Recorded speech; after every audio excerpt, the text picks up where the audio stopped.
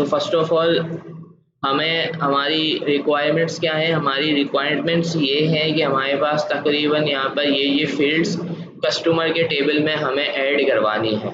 तो सबसे पहले हम या तो एसक्यूएल योग को ओपन करें या फिर हम क्या करें, PHP माई एडमिन में जाके एक डेटाबेस कोई सिलेक्ट करें और उसके अंदर ये कस्टमर्स का टेबल क्रिएट करें। तो हम यहाँ पे PHP जैक्सन के नाम से जो डेटाबेस है उसी को इस्तेमाल करते हुए उसके अंदर हम क्रिएट टेबल यूज करेंगे और टेबल बना लेंगे कस्टमर्स का, ठीक है। और उसके अंदर सबसे पहले हमारे पास ID that will be integer, primary key and auto underscore increment, ठीक है। तो ऑटो इंक्रीमेंट भी हो गई। उसके बाद हमारी रिक्वायरमेंट है हमें उसका name, email, password. So name के लिए हमने यहाँ पे कस्टमर अंडरस्कोर नेम वारचार 100 यूज कर लिया यहाँ पे एंड नॉट नल। उसके बाद यहाँ पर हमने कहा कस्टमर अंडरस्कोर ईमेल, वो भी स्टोर कर दी है हमने, तो उसको भी हमने वारचार 100 दे दिया और इसको भी हमने कह दिया नॉट नल। उसके बाद हमने कहा भाई हमें यहाँ पर पासवर्ड भी स्टोर करना है, तो कस्टमर अंडरस्कोर पासवर्ड और उसको भी हमने वारचार 200 दे दिया, नॉट नल। उसके बाद यहाँ पर हमारे पास है एड्रेस एंड कॉन्टेक्ट, तो हमने यहाँ पे बनाया कस्टमर अंडरस्कोर एड्रेस, यहाँ पर भी हमने यूज कर लिया वारचार 200 और इसको हमने दे दिया नॉट नल। और इसके बाद हमने कहा कस्टमर अंडरस्कोर कॉन्टेक्ट, ये भी हमें स्टोर करना है, तो इसको हमने दे दिया कॉन्टेक्ट को भी हमने वारचार 100 दे दिया यहाँ पर। अब मैं सारी जगह नॉट नल लगा रहा हूँ कि इट मीन्स कि जब मैं फॉर्म बनाऊंगा PHP का तो मुझे ये सारी वैल्यूज प्रोवाइड करना लाजमी है। अगर इसमें से कोई फील्ड आप समझते हैं कि ऑप्शनल है, जैसे कि कॉन्टेक्ट हो गया या ईमेल हो गया, या कोई फील्ड आप ऐसी रखना चाहते हैं जिसकी वैल्यू ना भी मिले तो आपका डेटा इंसर्ट हो जाए, तो फिर आप उसके पास से नॉट नल हटा देंगे।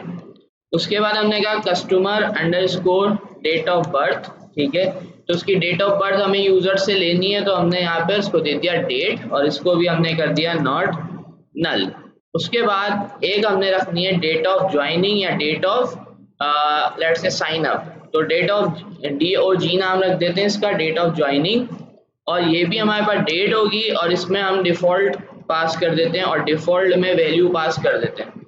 डिफॉल्ट में आपको पता है कि हमारे पास एक फंक्शन होता है CUR_date, तो मकसद मैंने कह दिया कि ये अब ये वाली जो है ना, जब भी एक नया आपके पास रिकॉर्ड इंसर्ट होगा तो ऑटोमेटिकली डिफॉल्ट में नाउ दिया हुआ है, तो अगर हम इसको वैल्यू पास नहीं करेंगे तो फिर क्या होगा कि जो अभी की जो टाइमिंग होगी या डेट होगी वो ऑटोमेटिकली इसमें जाके स्टोर हो जाएगी। तो इसलिए हमने इसके साथ क्या लगा दिया है, डिफॉल्ट लगा दिया है। डिफॉल्ट के अंदर हमने इसको एक वैल्यू पास कर दी।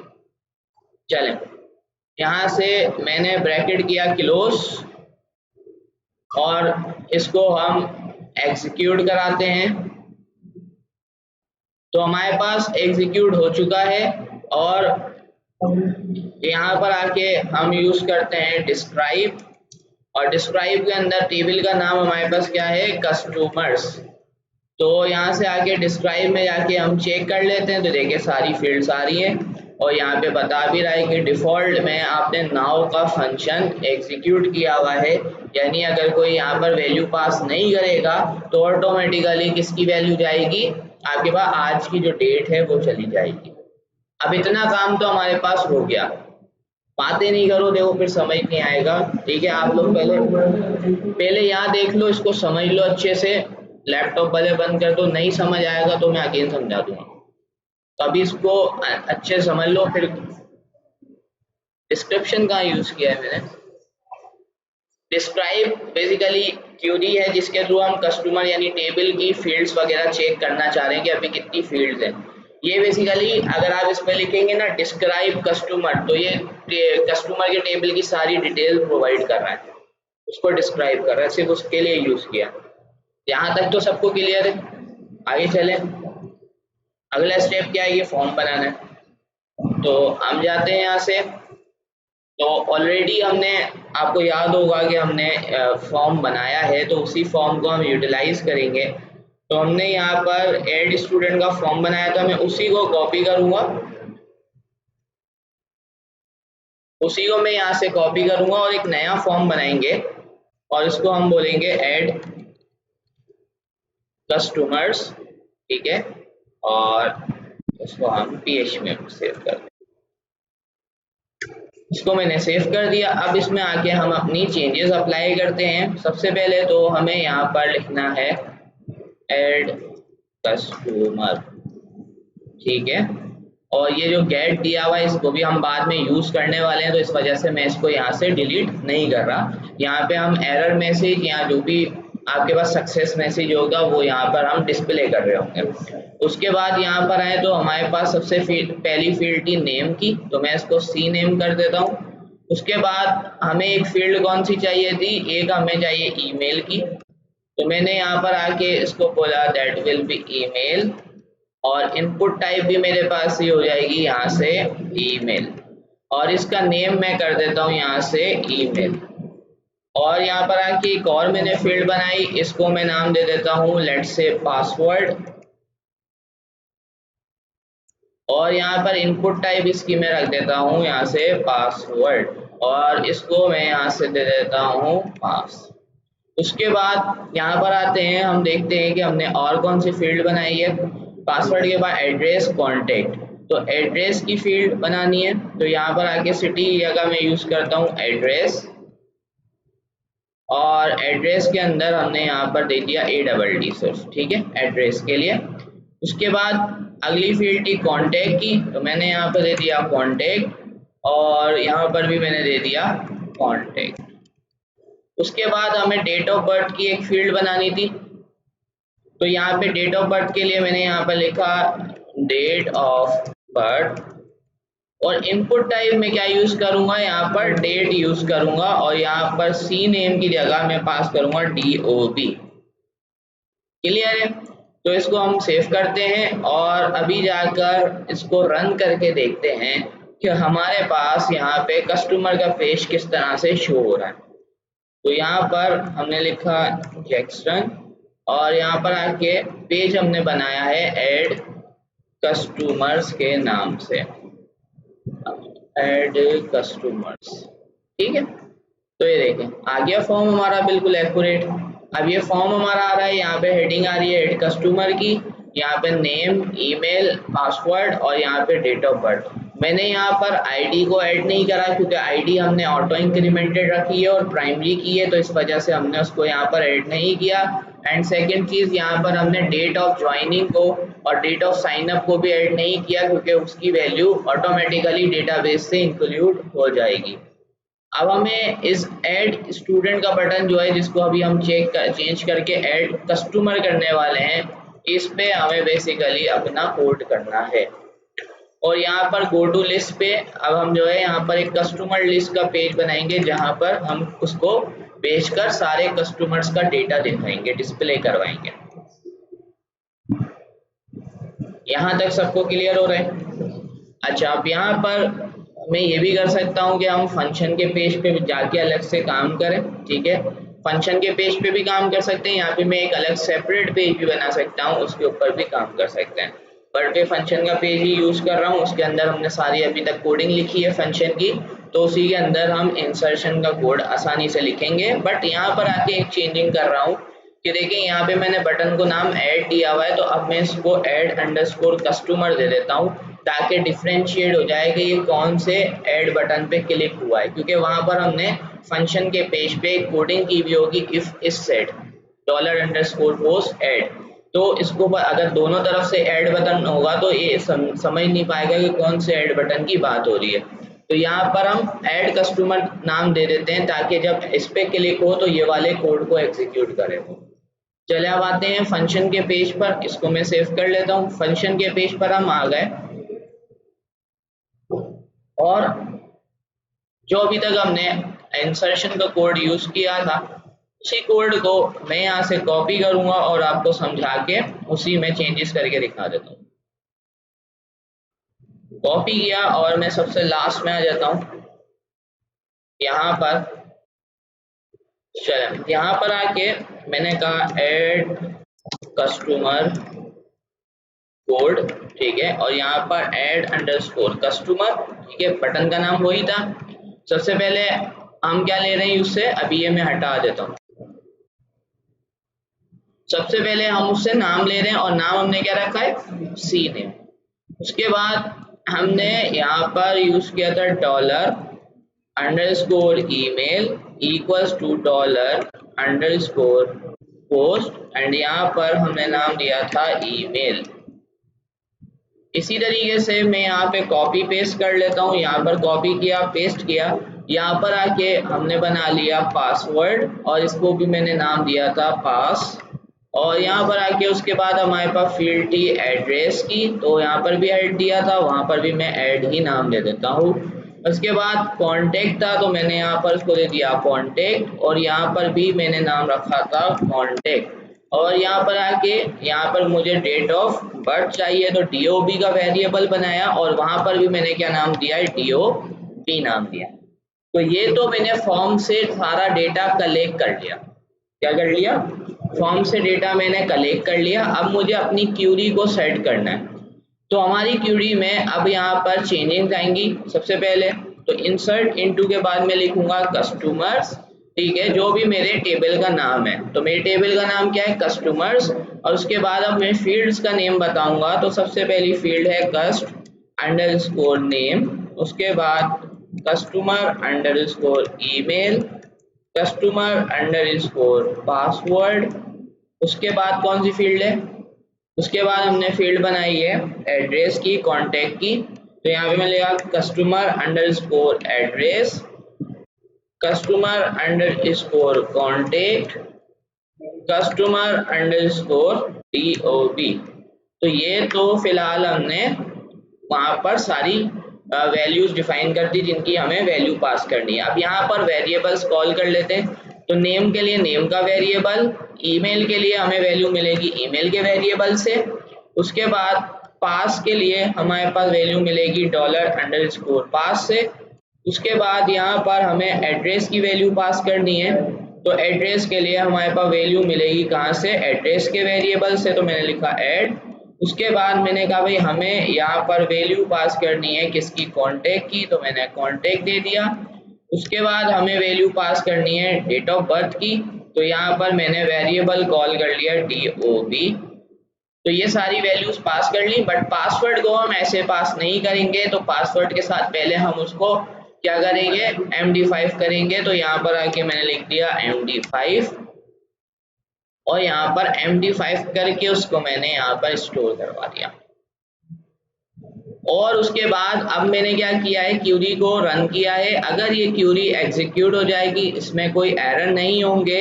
तो यहाँ पे लोकेशन में ऐड स्टूडेंट के पेज पे नहीं भेजना, हमें कौन से पेज पे भेजना है, ऐड कस्टमर्स के पेज पे भेजना है और मैसेज डिस्प्ले करवाना है डेटा इंसर्टेड सक्सेसफुली।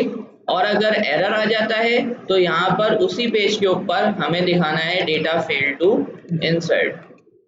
यहाँ तक कोई क्वेश्चन, सब क्लियर है? चलें अब आते हैं हम डेटा को एग्जीक्यूट करते हैं, यहाँ पर डेटा एंटर करते हैं और फिर देखते हैं हमारे पास क्या रिजल्ट आता है। तो मैंने यहाँ पर नाम दिया असद, ईमेल दे दी asad@gmail.com। यहाँ पे मैंने कोई पासवर्ड दे दिया, यहाँ पर एड्रेस पे दे दिया हाउस 123, कॉन्टेक्ट में मैंने दे दिया इस तरह से। और यहाँ से मैं डेट ऑफ बर्थ पास कर रहा हूँ। तो मैंने यहाँ से कोई भी सिलेक्ट करके डेट ऑफ बर्थ पास कर दी। प्रीवियस जाके हम ले लेते हैं like this,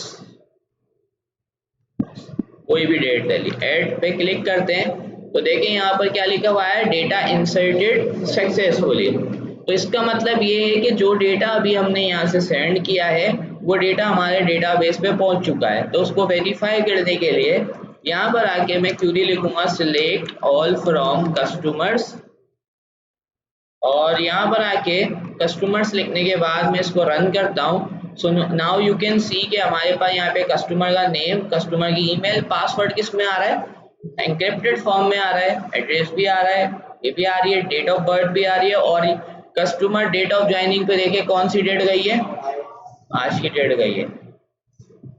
date of joining कहाँ पे गई है, ये गई है। ठीक है, कोई क्वेश्चन इसमें? देखिए इसमें ये भी हमने डिफॉल्ट भी पढ़ा था, मैंने आपको माइस्क्यूल, तो सारी चीजें जो मैंने माइस्क्यूल में पढ़ाई हैं वो यहाँ पे यूज करके भी दिखा रहा हूँ कि देखिए डिफॉल्ट का ये फायदा है कि कहीं कहीं हमें रखना है ना, डेट ऑफ ज्वाइनिंग होता है भाई, एक कंपनी में एम्प्लॉय आया तो वो बोलते हैं कि भाई आप एम्प्लॉय का जो है ना डेट ऑफ ज्वाइन भी रखें। अब जिस दिन उसका डेटा इंसर्ट हो रहा है उसकी ज्वाइनिंग वही होनी चाहिए, लेकिन डिफॉल्ट का मतलब ये नहीं होता कि आप खुद से इसको वैल्यू पास नहीं कर सकते या इसको एडिट नहीं कर सकते, आप इसको खुद से भी वैल्यू पास कर सकते हो। डिफॉल्ट का मतलब ये होता है कि इन केस अगर मैं वैल्यू पास नहीं करता तो ये फील्ड की वैल्यू खाली ना जाए, क्या हो, खाली ना जाए, इसकी जगह ये जो मैंने डिफॉल्ट में वैल्यू दी है वो स्टोर हो जाए। नहीं, हम वहां से भी पास कर सकते हैं, वहां पे एक और इनपुट टाइप डेट बना देंगे और उससे पास कर देंगे, पर उसमें क्या मसला हो सकता है कि उसमें वो 1 साल पहले की डेट डाल दे,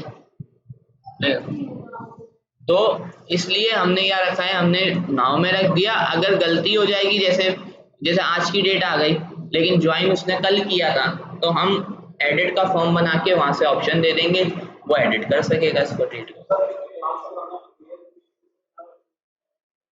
ठीक, आप ये जो वैल्यू पास कर रहे हो ना इसकी डिफॉल्ट की, वो आप पीएचपी से भी पास कर सकते हो, पीएचपी में भी करंट डेट का फंक्शन है, ठीक है, उससे भी पास कर सकते हो। और आप माइस्क्यूल से, देखो माइस्क्यूल से पास करने में कितना आसान है कि आपको क्यूरी में वो वेरिएबल ऐड ही नहीं करना पड़ रहा, बेनिफिट तो यही मिल रहा है ना कि आपको क्यूरी में वो ऐड ही नहीं करना पड़ा, और पीएचपी से करना चाहो तो पीएचपी से भी कर सकते हो।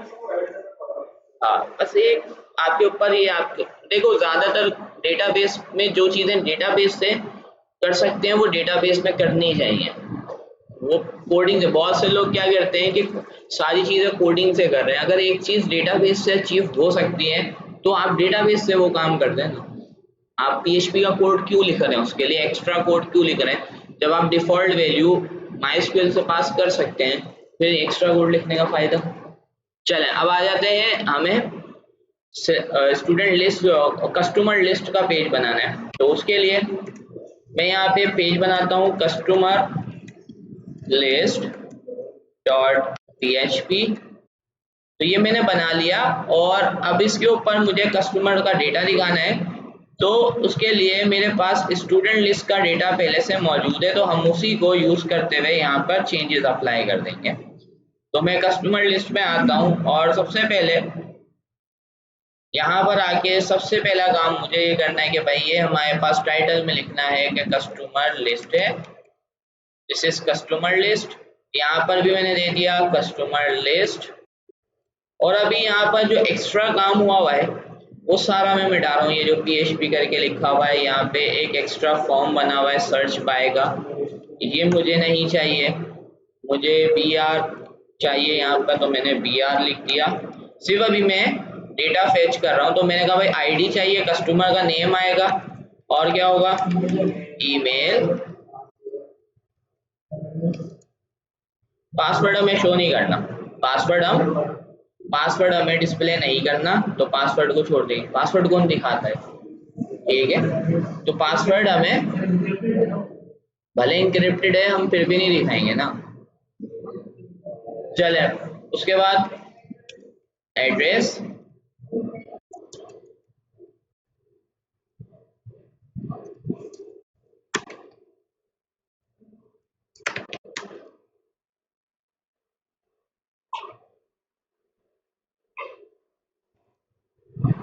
बहुत जल्दी नहीं,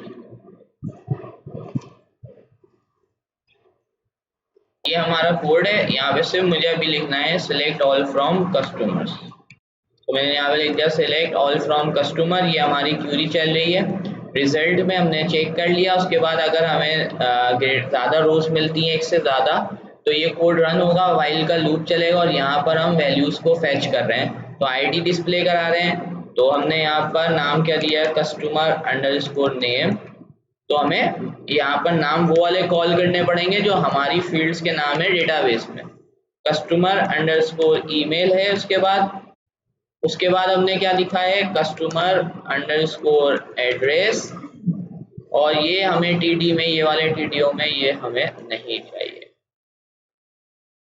ऑप्शन अभी हमें क्या चीज IDSA दी, और यहाँ से ये TD कॉपी करते हैं, तो मैंने पेस्ट किया, तो पेस्ट कर लिया। यहाँ पर एड्रेस की जगह फिर हम कॉल करेंगे यहाँ पे कॉन्टेक्ट को, ये हमारे पास कॉन्टेक्ट आ गया, यहाँ पर हमारे पास DOT आ गया, और यहाँ पर आके कॉपी करते हैं और लास्ट में हमारे पास आ जाएगा DO। सेव करते हैं इसको और यहाँ पर आके रिफ्रेश कर लेते हैं और गो टू लिस्ट चले जाते हैं। देखें ये पेज आ गया, तो हमारे पास कस्टमर का डेटा फेच हो गया, आराम से आ चुका है। अब इसमें हमें कुछ और रिकॉर्ड्स इंसर्ट करने हैं और उसके बाद हमें इसके ऊपर डेट ऑफ विद डेट हमें इसके अंदर सर्चिंग अप्लाई करनी है। डेट के साथ हमें क्या अप्लाई करनी है, इसमें सर्चिंग अप्लाई करनी है। तो अभी करते हैं, तो पहले कुछ डेटा इंसर्ट कर लेते हैं। तो हम यहाँ से फॉर्म में जाते हैं। अच्छा ये देखिए हमने कुछ 5 रिकॉर्ड्स यहाँ पे इंसर्ट कर ली हैं। अब हम ये चाहते हैं कि यहाँ पर देखिए सबकी डेट ऑफ ज्वाइन तो एक ही आ रही है, बट यहाँ पर आप देखें कि किसी का रिकॉर्ड 2010 का है, कोई 1990 की किसी की डेट ऑफ बर्थ है, किसी की डेट ऑफ 2005 है, किसी की 1995 है, और किसी की डेट ऑफ बर्थ क्या है 2005 है। तो अब यहाँ पर हम बिटवीन डेट्स जो है ना वो सर्चिंग करना चाहते हैं, यानी हम जो डेट दें उसके दरमियान जो रिकॉर्ड आता है वो आ जाए, ठीक है। तो उसके लिए हमें क्या चाहिए होंगे, पहले तो हमें एक फॉर्म रिक्वायर्ड होगा और उस फॉर्म के अंदर हमें 2 इनपुट टाइप चाहिए होंगे, एक दोनों डेट के, एक में हम टू डेट डालेंगे और एक में हम फ्रॉम डेट डालेंगे, सही है। तो पहले वो बनाते हैं, यहाँ पर आएंगे फॉर्म में, और यहीं पर जहाँ पर ये हमारा टेबल आ रहा है इससे पहले हम एक फॉर्म क्रिएट करेंगे और इस फॉर्म को हमने यहाँ पर किया क्लोज, ये हमारा फॉर्म हो गया यहाँ से क्लोज। अब इस फॉर्म के अंदर मैंने एक्शन में क्या पास किया है, एक्शन मेरा इसी पेज पर है, यानी डेटा मेरा इसी पेज पर आएगा, तो मैंने एज इट इज रहने दे दिया। मेथड मेरे पास क्या यूज होगा, मेथड मेरे पास यूज होगा गेट, क्या यूज होगा, गेट मेथड हम यूज कर रहे हैं। और यहाँ पर आके हमें क्या करने वाला, हम गेट भी यूज कर सकते हैं, हम वैसे तो पोस्ट भी यूज कर सकते हैं, तो हमारी मर्जी है। तो आप गेट से करना चाहें तो गेट से कर लें, पोस्ट से करना चाहें तो पोस्ट से भी कर सकते हैं। तो मैंने यहाँ पर 2 इनपुट टाइप बना दी है, ठीक है। इनपुट टाइप बनाने के लिए मैं काम करता हूँ, हमारे पास जो कस्टमर्स का पेज था वहीं से मैंने जो डेट ऑफ बर्थ का डिप बनाया था उसको मैं कॉपी करता हूँ और यहाँ पे कस्टमर लिस्ट का जो हमारा पेज है उसमें आके पेस्ट कर देता हूँ, सही है। तो ये हमारे पास आ गया यहाँ से डिव, और इसमें एक डेट ये वाली आ गई, और कॉपी करते हैं इसको हम, अच्छा कंट्रोल Z, ये गलत पेस्ट हो गया, यहाँ पर पेस्ट करना था PR के इधर फॉर्म के अंदर, ये आ गया, एक ये आ गया। अब इसको मैं नाम दे देता हूँ हु, और इसको मैं नाम दे देता हूँ फॉर्म, और यहाँ पर भी हम इसको नाम दे देते हैं, इसको फ्रॉम नाम देते हैं और इसको टू नाम देते हैं, सही है। और यहाँ पर एक बटन क्रिएट कर लेते हैं, उस बटन के ऊपर हमारे पास डेटा पोस्ट होगा, तो बटन हमने ऐड कस्टमर के पेज से कॉपी कर लिया, ये बटन कॉपी पेस्ट, और यहाँ से मैं इसको हटा दूँ, और यहाँ पर हम बोल लेते हैं सर्च कस्टमर बाय डेट। अब इसको हम यहाँ पर रिफ्रेश करते हैं तो हमारे पास यहाँ पर आ रहा है, ठीक है। तो अब यहाँ पर हमारे पास बटन भी आ रहा है, यानी अब यहाँ से हम जो डेट यहाँ वाली दें और इनके दरमियान हमारे पास जो स्टूडेंट आते हैं वो यहाँ पे फैच होकर आ रहे हैं।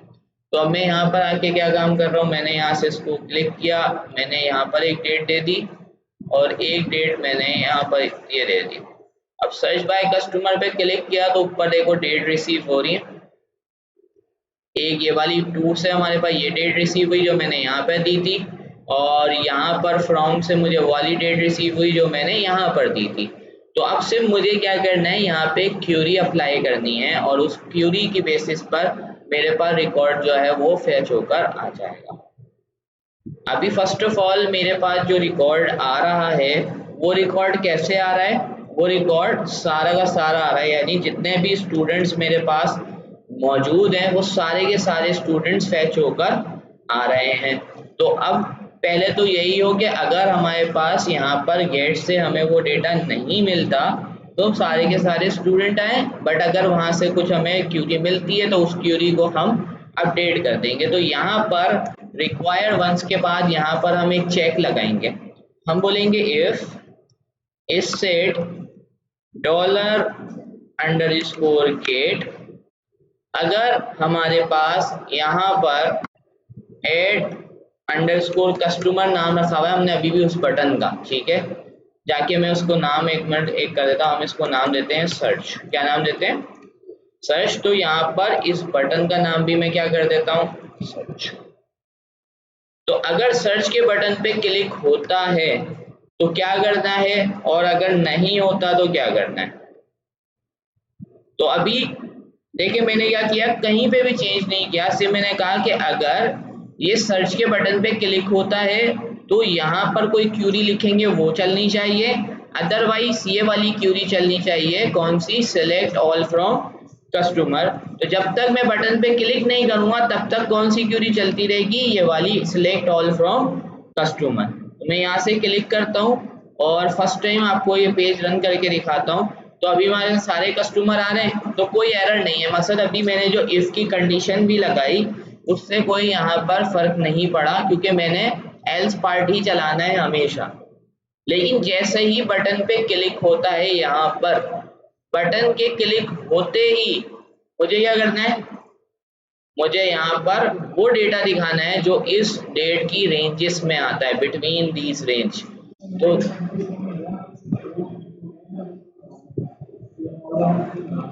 देख लो ना कैसे हो रहा, तो कोई इशू नहीं है, आपकी मर्जी है, वो भी सर्चिंग कर सकते हो, पर मैंने सारी दिखा दी है, पहले सारे रिकॉर्ड्स आ रहे हैं और अगर हमारे पास जो है क्या कहते हैं वो सर्च करता है तो सारा वो सर्च होकर भी आ जाएगा रिकॉर्ड।